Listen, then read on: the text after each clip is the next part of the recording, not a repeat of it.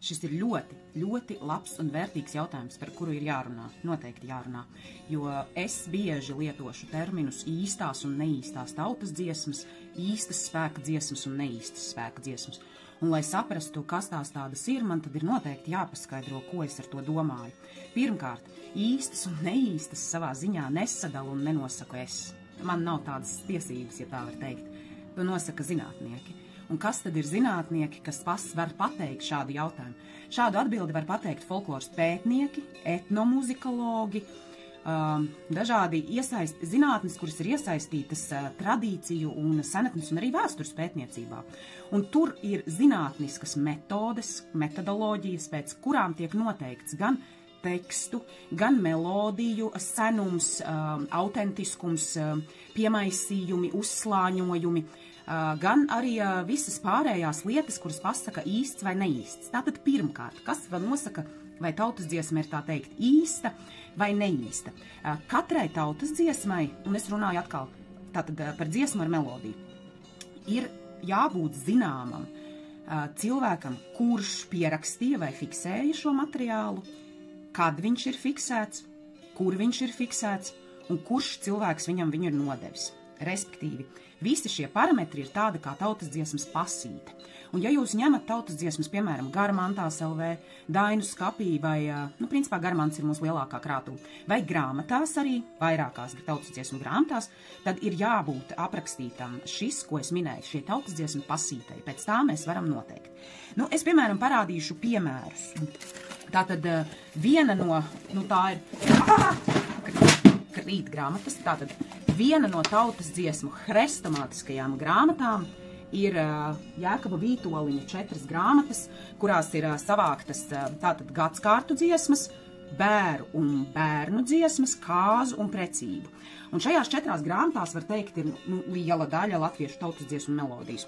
Un šajās grāmatās skaidri un gaiši pie katras dziesmas ir ierakstīts, kur šī dziesma ir pierakstīta, kas viņu ir pierakstījis, kas viņu ir teicis un gads. Piemēram, Hermīna Šneidere, Liepājas rajona Vērgalas ciemā, dzimusi pati 1900. gadā, pierakstījis V. Briede 1961. gadā.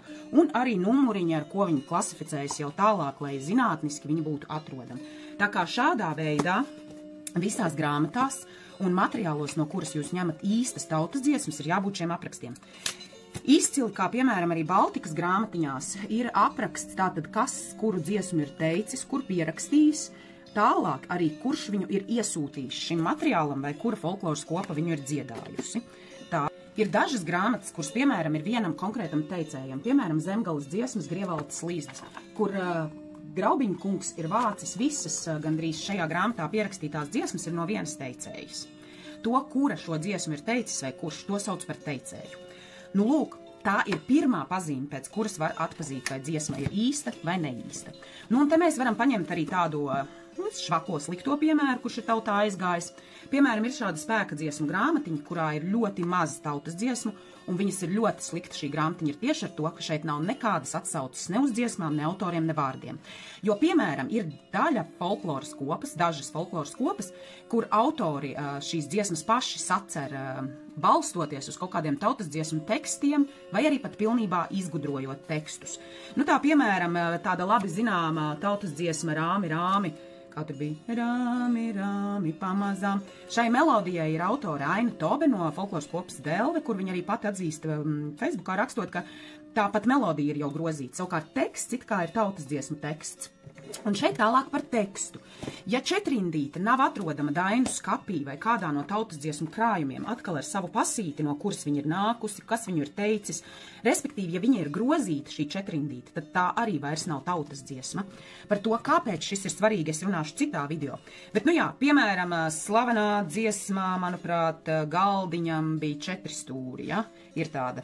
Visi dzieda, viņi arī ir šajā spēka dziesmu grāmatiņā, es viņu tagad neatradīšu ātrumā, bet šai dziesmai, piemēram, arī melodijas autori ir Ilga Rēzniece no folkloras kopas Iļģi, un vārdu autors īstenībā pat nav zināms, bet tie ir sacerēti vārdi, tā ir poētika, tās nav tautas dziesmas.